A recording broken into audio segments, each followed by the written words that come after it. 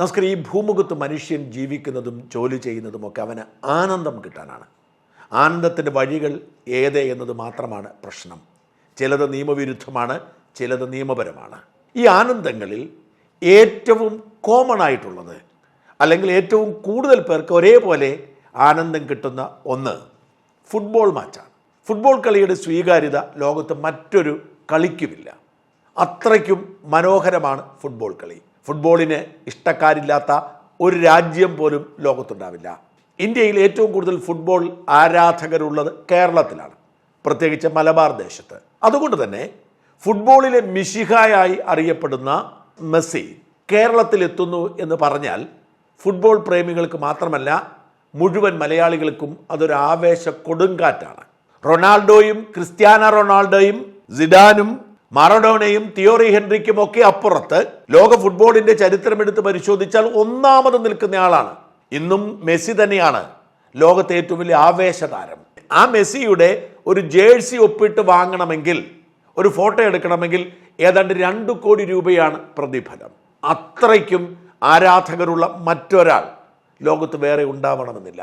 ആ മെസ്സി കേരളത്തിലെത്തുന്നു എന്ന് മാത്രമല്ല, ഒരാഴ്ച കേരളത്തിൽ തങ്ങുന്നു. കേരളത്തിൽ തങ്ങുന്ന മെസ്സി കേരളത്തിൽ 2 അന്താരാഷ്ട്ര മാച്ചുകളിൽ പങ്കെടുക്കുന്നു. ആരാധകർക്ക് മെസ്സിയുമായി സംവദിക്കാൻ ഒരു വലിയ വേദി ഒരുക്കുന്നു എന്നൊക്കെ കേട്ടാൽ ആരാണ് ത്രില്ലടിക്കാത്തത്? 2024 ജനുവരിയിലാണ് നമ്മുടെ കായിക മന്ത്രി വി അബ്ദുൾ റഹ്മാൻ ഇങ്ങനെയൊരു നുണക്കഥ ആദ്യം അടിച്ചത്. അദ്ദേഹം അർജന്റീനയിൽ പോയി അർജന്റീൻ ഫുട്ബോൾ അസോസിയേഷന്റെ പ്രസിഡന്റും സെക്രട്ടറിയും ഒക്കെ കണ്ട് ധാരണയിലെത്തി മെസ്സി 2025 ഒക്ടോബർ നവംബർ മാസങ്ങളിൽ കേരളത്തിൽ ഉണ്ടാവും എന്നായിരുന്നു പ്രഖ്യാപനം. ഒരു മന്ത്രി അത് പറയുമ്പോൾ നമ്മൾ അവിശ്വസിക്കേണ്ടതുണ്ടോ? നമ്മളൊക്കെ വിശ്വസിച്ചു, ശരിയാണെന്ന് മനസ്സിലാക്കി. കഴിഞ്ഞ ജനുവരിയിൽ മന്ത്രി അത് സ്ഥിരീകരിച്ച് തീയതിയും പ്രഖ്യാപിച്ചു. ഒക്ടോബർ മാസം 25 വന്ന് നവംബർ മാസം 2 പോകുമെന്നും പറഞ്ഞു. ആവേശം ഇരട്ടിച്ചു. സ്വാഭാവികമായും മെസ്സി എത്താൻ ജനങ്ങൾ കാത്തിരുന്നു. ആളുകൾ അതിൻ്റെ ഷെഡ്യൂളിന് വേണ്ടി, ടിക്കറ്റിന് വേണ്ടി കാത്തിരിക്കുകയാണ്. ആ പ്രഖ്യാപനത്തിൽ ഒരു അപശകുനമുണ്ടായിരുന്നു. ഈ മെസ്സിയെ കൊണ്ടുവരുന്നതിൻ്റെ ഉത്തരവാദിത്വം, സ്പോൺസർഷിപ്പ് അത് ഏറ്റെടുത്തിരിക്കുന്നത് റിപ്പോർട്ടർ ചാനലാണ് എന്നാണ് പറഞ്ഞത്. കാര്യവിവരമുള്ള മനുഷ്യർ അപ്പോഴേ പറഞ്ഞു, ഇത് ചതിയാണ്, തട്ടിപ്പാണ്, പണിപാളും, മെസ്സി അറിഞ്ഞുപോലും കാണില്ല ഇങ്ങനെയൊരു നീക്കമുണ്ടെന്ന്. ചുമ്മാ അടിക്കുന്നതായിരിക്കും. കാരണം ഈ റിപ്പോർട്ടർ ചാനലിൻ്റെ നടത്തിപ്പുകാർ അത്തരത്തിലൊരു പശ്ചാത്തലമുള്ളവരാണ്. റിപ്പോർട്ടർ ചാനൽ ഏഷ്യാനെറ്റോട് മുട്ടി 1-2 സ്ഥാനത്തൊക്കെ നിൽക്കുന്നു എന്നത് സത്യമാണ്. അതിന് കാരണം ഡോക്ടർ അരുൺകുമാർ എന്ന് പറയുന്ന 24 മണിക്കൂറും ജോലി ചെയ്യാൻ മനസ്സുള്ള പ്രഗത്ഭനായ ഒരു മാധ്യമ പ്രവർത്തകൻ, അയാളുടെ ഇടപെടൽ മാത്രമാണ്. ആ ഇടപെടലിൻ്റെ മറവിൽ റിപ്പോർട്ടർ ചാനൽ ഉടമകൾ പണ്ടു മുതലേ പരമ്പരാഗതമായി നടത്തിക്കൊണ്ടിരിക്കുന്ന തട്ടിപ്പുകളും വെട്ടിപ്പുകളും ഒക്കെ ഉണ്ട്. അതിന് കുടപിടിക്കാൻ വേണ്ടിയുള്ള ഒരു അഭ്യാസമായിരിക്കും എന്ന് കാര്യവിവരമുള്ളവർ അന്ന് തന്നെ കരുതി. കാരണം റിപ്പോർട്ടറിനെതിരെ എല്ലാവരും പറയുന്നത് ഒരു തട്ടിപ്പ് കേസ് മാത്രമാണ്, അത് മുട്ടിൽ മരമുറി കേസാണ്. ആ മുട്ടിൽ മരമുറി കേസിൽ പുഷ്പം പോലെ ഊരിപ്പോരുമെന്നാണ് റിപ്പോർട്ടർ മുതലാളിമാർ സകലരോടും പറയുന്നത്. അതിനുവേണ്ടിയാണ് രാവും പകലും പിണറായിക്ക് വേണ്ടിയും CPM വേണ്ടിയും വെള്ളം കോരുന്നത്. ആ വെള്ളം കോരിച്ചുകൊണ്ട് ഗുണമുണ്ടാകുമെന്നും കേസിലെ അന്വേഷണം അട്ടിമറിക്കപ്പെടുമെന്നും ഒക്കെ അടക്കം പറയുന്നുണ്ട്. അതുകൊണ്ട് അതിൻ്റെ ഫലം നമുക്കറിയില്ല. പക്ഷെ അന്വേഷണ ഉദ്യോഗസ്ഥൻ വഴങ്ങുന്നില്ല. അന്വേഷണ ഉദ്യോഗസ്ഥൻ പീഡന കേസിൽ പെടുത്തി അട്ടിമറിക്കാൻ വരെ റിപ്പോർട്ടർ ചാനൽ നീക്കം നടത്തി. അതെല്ലാം നിയമപ്രശ്നങ്ങളോട് മുമ്പോട്ട് പോയിക്കൊണ്ടിരിക്കുകയാണ്. എന്നാൽ ഇതിനപ്പുറത്തേക്ക് റിപ്പോർട്ടർ മുതലാളിമാരുടെ പശ്ചാത്തലം അറിയാവുന്നവർക്കറിയാം, ഇപ്പോഴാണ് ഇവർ ചാനൽ മുതലാളിമാരായത്. അതിനു മുൻപ് അവർ തട്ടിപ്പ് കേസുകളിലൂടെ മാത്രമാണ് അറിയപ്പെട്ടത്. മരമുറി കേസ് പോലും റിപ്പോർട്ടറിൻ്റെ ഉടമസ്ഥാവകാശം അവരിലേക്ക് എത്തുന്നതിന് മുൻപാണ്. ഇനി റിപ്പോർട്ടറിൻ്റെ ഉടമസ്ഥാവകാശം ഇവർക്കാണ് എന്ന് പറയുന്നത് പോലും വിചിത്രമാണ്. ഈ കമ്പനിയുടെ രേഖ എടുത്ത് നോക്കുക. റിപ്പോർട്ടർ ബ്രോഡ്കാസ്റ്റിംഗ് കോർപ്പറേഷൻ അടക്കമുള്ള ഈ കമ്പനിയും റിപ്പോർട്ടർ ചാനലുമായി ബന്ധപ്പെട്ട സ്ഥാപനങ്ങളുടെ രേഖ എടുത്ത് പരിശോധിച്ച ആളാണ് ഞാൻ. അവിടെയൊന്നും ഈ അഗസ്റ്റിൻ സഹോദരന്മാരുടെ ആരുടെയും പേരില്ല. ഈ ഡയറക്ടർ ബോർഡ് ഇല്ലാത്ത ആൾ എങ്ങനെയാണ് മാനേജിംഗ് ഡയറക്ടർ ആയത് എന്നൊക്കെ ഉള്ളത് വളരെ വിചിത്രമായ കാര്യമാണ്. ഇതൊക്കെ മറ്റാരുടെയൊക്കെ പേരില്ല. നിരവധി ക്രിമിനൽ കേസുകൾ ഉള്ളത് കൊണ്ട് അത്ര എളുപ്പത്തിൽ ഡയറക്ടർ ബോർഡിലെത്താനൊന്നും കഴിയില്ല എന്നാണ് ഞാൻ മനസ്സിലാക്കുന്നത്. എന്തായാലും ഇവർ ഇതല്ല ഏറ്റവും വലിയ തട്ടിപ്പ് ഇവർ നടത്തി പരാജയപ്പെട്ടു പോയത്. അതിന് എത്ര രൂപ പിരിച്ചെന്ന് നമുക്കറിയില്ല. മാംഗോ ഫോൺ എന്ന പേരുള്ള തട്ടിപ്പാണ്. ആരും അതേക്കുറിച്ച് സംസാരിക്കുന്നില്ല. കാരണം നമ്മുടെ നാട്ടിലൊരു വലിയ തട്ടിപ്പിനെ ആദ്യം വേണ്ടത് നമ്മുടെ പത്രങ്ങളുടെയും ചാനലുകളുടെയും പിന്തുണയാണ്. അത് കിട്ടിക്കഴിഞ്ഞാൽ ഈ തട്ടിപ്പാണെന്ന് അറിഞ്ഞാലും ആരും അറിയില്ല. ഇപ്പോൾ അൽ മുക്താദിർ തട്ടിപ്പ്, അൽ മുക്താദിൽ പണം നിക്ഷേപിച്ച പാവങ്ങൾ കരയുക, ചില കടകളിൽ കയറി താമസിക്കുകയാണ് ദിവസങ്ങളായി. പക്ഷേ ആരും തിരിഞ്ഞു നോക്കുന്നില്ല, ഒരു പത്രത്തിലും വാർത്ത വരുന്നില്ല. കാരണം ഈ അൽമുക്താദിർ തട്ടിപ്പ് നടത്തിയത് നമ്മുടെ ചാനലുകളിലും പത്രങ്ങളിലും പരസ്യം കൊടുത്ത. ഇതുപോലെ തന്നെയാണ് ഈ റിപ്പോർട്ടർ മുതലാളിമാർ ആദ്യം മാംഗോ ഫോൺ എന്ന പേരിൽ പത്രങ്ങൾക്കും ചാനലുകൾക്കും പരസ്യം കൊടുത്താണ് അവർ തട്ടിപ്പിനിറങ്ങിയത്. അതുകൊണ്ട് ആരും എഴുതില്ല. അതാണ് ഏറ്റവും വലിയ തട്ടിപ്പ്. ചൈനയിൽ അവർ എത്രയോ 6000 10,000 കോടി നിക്ഷേപിച്ച് ഫാക്ടറി ഉണ്ടാക്കി. കൊറിയയിൽ 3000 കോടിയുടെ റിസർച്ച് ഫെസിലിറ്റി ഉണ്ടാക്കി. ആപ്പിളും സാംസങ്ങും ഒക്കെ വെള്ളം കുടിക്കും. അത്ര വലിയ ഒരു പ്രസ്ഥാനമാണ് തുടങ്ങാൻ പോകുന്നത് എന്ന് പറഞ്ഞായിരുന്നു അന്നത്തെ പത്രവാർത്തകളും പരസ്യങ്ങളും. ആ പത്രവാർത്തകളും പരസ്യങ്ങളും ഒക്കെ എന്തായി എന്ന് ആരും ചോദിക്കുന്നില്ല. ആ മാംഗോ ഫോൺ എവിടെയാണ്? റിപ്പോർട്ടർ മുതലാളിമാരുടെ കയ്യിൽ പോലും മാംഗോ ഫോൺ ഇല്ല. ഇത് ഗൾഫിൽ പോയി ഫ്രാഞ്ചൈസ് കൊടുത്തിരുന്നു. അന്ന് നികേഷ് കുമാർ ആയിരുന്നു ഇവരുടെ വലങ്ക. ഇത്തരത്തിൽ നിരവധി തട്ടിപ്പ് കേസുകളിൽ പ്രതിയായിരുന്നു. നിരവധി കേസുകൾ ഉണ്ടായിട്ടുണ്ട്. പോലീസിനെ ഭീഷണിപ്പെടുത്തിയതിനും വനംവകുപ്പ് ഉദ്യോഗസ്ഥരെ ഭീഷണിപ്പെടുത്തിയതിനും ഒക്കെ പ്രതികളായിട്ടുണ്ട്. കാനറ ബാങ്ക് അടക്കമുള്ള പല ബാങ്കുകളും ഇവർക്കെതിരെ നിയമ നടപടി എടുത്തിട്ടുണ്ട്. ഇവരെ പോലീസ് അറസ്റ്റ് ചെയ്തിട്ടുണ്ട്. ഒന്നിലധികം തവണ ജയിലിൽ കിടത്തി. ഇത്തരം ഒരു വലിയ ക്രിമിനൽ പശ്ചാത്തലം ഇവർക്കുണ്ട്. ഇതൊക്കെ മറച്ചു വെച്ച് വെള്ളപൂശിയാണ് ഇപ്പോൾ റിപ്പോർട്ടർ മുതലാളിമാർ അവർ രംഗത്തിറങ്ങിയിരിക്കുന്നു. ഈ കഥകളൊന്നും ആരും പറയില്ല, മറുനാടൻ ഒഴികെ. മറുനാടന് നിരന്തരം കേസുകൾ കൊടുത്തുകൊണ്ടിരിക്കുക. ഇപ്പോൾ റിപ്പോർട്ടറുമായി ബന്ധപ്പെട്ട ഒരു അഭിഭാഷകൻ ഞങ്ങളുടെ ടീമിൽ ഒരാളോട് പറഞ്ഞത് കേരളത്തിന്റെ വിവിധ ഭാഗങ്ങളിൽ 100 കേസുകൾ കൊടുക്കാൻ പോകുന്നു. അങ്ങനെ ഞങ്ങൾ മറുനാടിനെ പൂട്ടിക്കുമെന്നാണ്. ഈ സത്യം വിളിച്ചു പറയുമ്പോൾ ഇതൊക്കെ ഉണ്ടാവും. അതൊക്കെ സ്വാഭാവികമാണ്.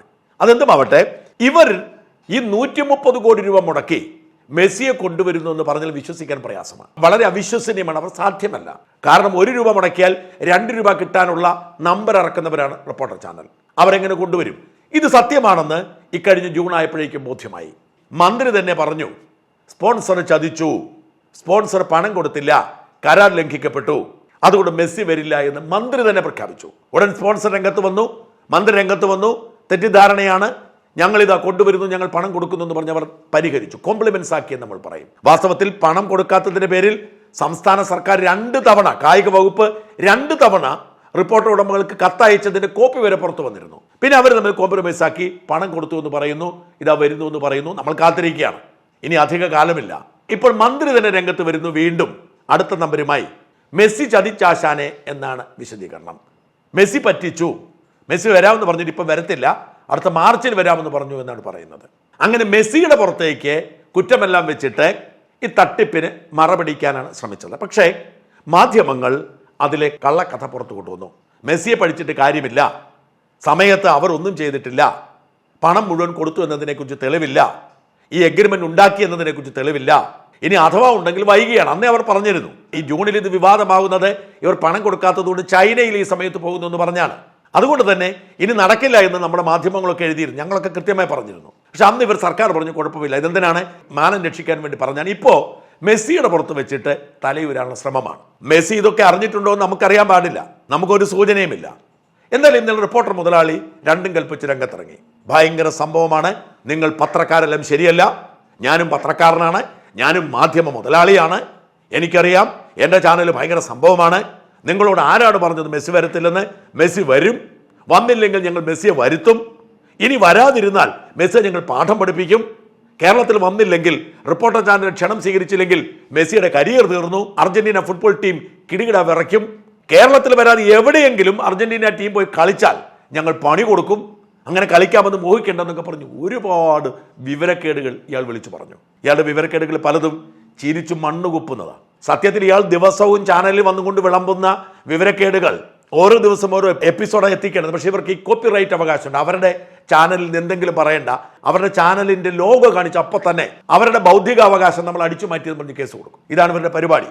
ഇവരൊക്കെ ഓരോ തരത്തിൽ വളഞ്ഞ വഴിയിലൂടെയാണ് മറ്റുള്ളവരെ നിയന്ത്രിക്കുന്നത്. അതുകൊണ്ടാണ് അയാളുടെ വിവരക്കേടുകൾ പലതും പറയാത്തത്. ഇത്തരം വിവരക്കേടുകളുടെ ഒരു കൂടാരമായി ഇയാൾ മാറുകയാണ്. എന്താ ലക്ഷ്യം? ഞങ്ങൾ പണം കൊടുത്തു. ഇവരുടെ ഒരു തിരക്കഥയുടെ ഭാഗമായിരുന്നത്. അതായത് വരത്തില്ല എന്ന യാഥാർത്ഥ്യം മന്ത്രിക്കും അറിയാം, എന്നാൽ ഞങ്ങൾ പണം കൊടുത്തു വരുമെന്ന് വരുത്തി തീർക്കുക, എന്നിട്ട് വരാതിരിക്കുന്നതിന്റെ കുഴപ്പം മെസ്സിക്കും അർജന്റീന ഫുട്ബോൾ ടീമിന്റെ പുറത്ത് വെക്കുക. ഇവരൊക്കെ ഇത് അറിഞ്ഞിട്ടുണ്ടോ എന്ന് തമ്പുരാൻ അറിയാം. റിപ്പോർട്ടർ മുതലാളികൾ 1-2 കാര്യങ്ങൾ മാത്രം ചോദിക്കട്ടെ. ഒന്നാമത്തെ ചോദ്യം, നിങ്ങൾ പണം കൊടുത്തു എന്ന് പറയുന്നുണ്ടല്ലോ, ഈ പണം കൊടുത്തതിന്റെ റെസിപ്റ്റ് എന്തുകൊണ്ട് പുറത്തുവിടുന്നില്ല? എന്തായാലും നിങ്ങൾ പണം കൊടുത്തു, നിങ്ങൾ പരസ്യമായി പറഞ്ഞു 130 കോടി രൂപ കൊടുത്തു. ഈ 130 കോടി രൂപ അല്ലെങ്കിൽ അതിൻ്റെ ഒരു വിഹിതം കൊടുത്തതിൻ്റെ റെസിപ്റ്റ് പുറത്തുവിടണം. അതാണ് ആദ്യത്തേത്. അതെന്താ പുറത്തുവിടാത്തത്? നിങ്ങൾ കൊടുത്തു എന്ന് പറയുമ്പോൾ കൊടുത്തതിൻ്റെ തെളിവ് എന്താണ് പുറത്തുവിടാത്തത്? റെസിപ്റ്റ് ഇല്ലെങ്കിൽ നിങ്ങൾ ബാങ്ക് വഴി ആയിരിക്കുമല്ലോ ട്രാൻസ്ഫർ ചെയ്തത്, എന്തായാലും ഇത്രയും വലിയ കള്ളപ്പണ ഇടപാട് നടത്താൻ കഴിയില്ല. അപ്പോൾ ആ ട്രാൻസ്ഫർ ചെയ്തതിൻ്റെ വിശദാംശങ്ങൾ നിങ്ങൾ പുറത്തുവിടണം. എന്താ വിടാത്തത്? രണ്ടാമത്തേത്, ആ എഗ്രിമെൻ്റ് ഒന്നുകിൽ സംസ്ഥാന സർക്കാരും അർജന്റീൻ ഫുട്ബോൾ ടീമും തമ്മിലായിരിക്കണം കരാർ, അല്ലെങ്കിൽ നേരിട്ട് മെസ്സിയും ഈ ആൻഡോ അഗസ്റ്റിനും തമ്മിലായിരിക്കണം കരാർ. ഇത് ഏതെങ്കിലും ഒരു കരാർ ഉണ്ടാവണമല്ലോ. ഞങ്ങൾ പണം കൊടുത്തു, ആ പണം കിട്ടിയിട്ട് ഇങ്ങോട്ട് വരാതിന് ഞങ്ങൾ ഒരെണ്ണത്തെ കളിപ്പിക്കില്ല എന്ന് പറയുമ്പോൾ കരാറുണ്ടാവണമല്ലോ. ആ കരാറിൻ്റെ കോപ്പി പുറത്തേക്ക് വിടും.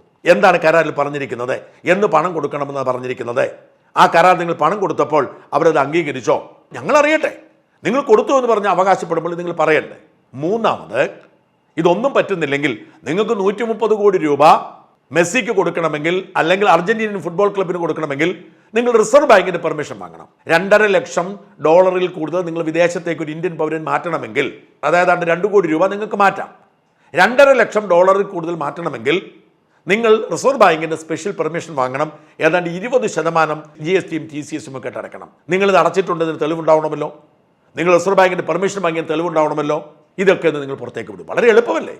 നിങ്ങൾ ഈ പണം കൊടുത്തിട്ടുണ്ട് എങ്കിൽ നിങ്ങൾക്ക് ഇത് ചെയ്യാമല്ലോ. ഒരു കാര്യം കൂടിയുണ്ട്, നിങ്ങളുടെ സോഴ്സ് ഞങ്ങൾക്ക് ചോദിക്കാൻ അവകാശമില്ല. എങ്കിൽ പോലും നിങ്ങളുടെ വിശ്വാസ്യതയ്ക്ക് വേണ്ടി നിങ്ങൾ സോഴ്സും വെളിപ്പെടുത്തേണ്ടി വരും. കാരണം നിങ്ങൾ 130 കോടി രൂപ നിങ്ങൾ അങ്ങോട്ട് മാറ്റി സോഴ്സ് എവിടാന്ന് വെളിപ്പെടുത്തി ഞങ്ങളോട് പറയണ്ട, അത് ഞങ്ങളുടെ അവകാശമല്ല. പക്ഷേ ഇൻകം ടാക്സുകാരോട് പറയണം. 130 കോടി രൂപ നിങ്ങൾ മാറ്റിയതിൻ്റെ സോഴ്സ് എവിടാണ്, നിങ്ങളുടെ ഇൻകം എവിടാണെന്ന് പറയണം.